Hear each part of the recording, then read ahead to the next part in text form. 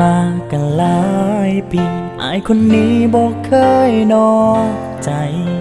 ให้เจ้าสู้ยางถึงแม้นสิมีบ่หลายยุ่งบ่ให้ไตให้บ่ให้ตอมถนอมไว้ความหักสองเฮาบ่ให้ไผเข้ามากีดกันแม้นโลกสิมนหรือฟ้าสิวันสิหากแต่เจ้าเท่านั้นบ่เปลี่ยนแปลงไปแต่สามวัยคนดีมีท่าทีว่าบ่คือเก่าเจ้ายังหักอายอยู่บ่ผู้สาวหรือหักเขาคนใหม่แล้วตีถ้าอายยังมีค่าให้เจ้าหักก็อย่าสิเฮ็ดกันคักหลายลาเดี๋ยวก็ปล่อยให้เหงาเดี๋ยวก็มีน้ำตาหักบ้าอีหยังบอกอายแน่ถ้าเจ้ายังแค่ว่าอายมีประโยชน์อยู่ก็บอกให้อายได้ฮู้ว่ายังสำคัญส่ำใดหรือเจ้าท่าจังหวะควงเอาคนใหม่แล้วมาบอกเลิกอายให้ตายต่อหน้าต่อตา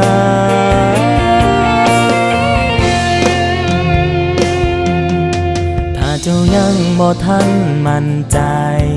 ก็อย่าสิเฝ้าไปหักเขาหลาย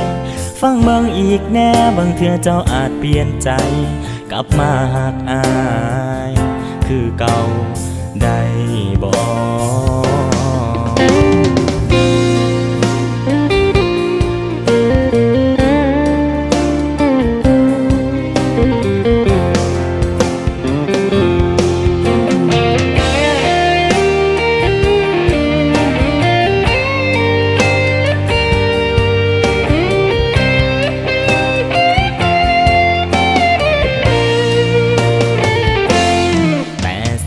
วัยคนนี้มีท่าทีว่าบ่คือเก่าเจ้ายังหักอายอยู่บ่ผู้สาวหรือหักเขาคนใหม่แล้วตีถ้าอายยังมีค่าให้เจ้า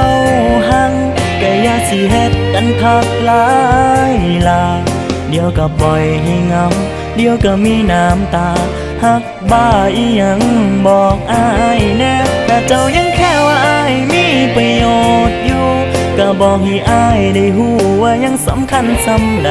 หรือเจ้าท่าจังหวะควงเอาคนใหม่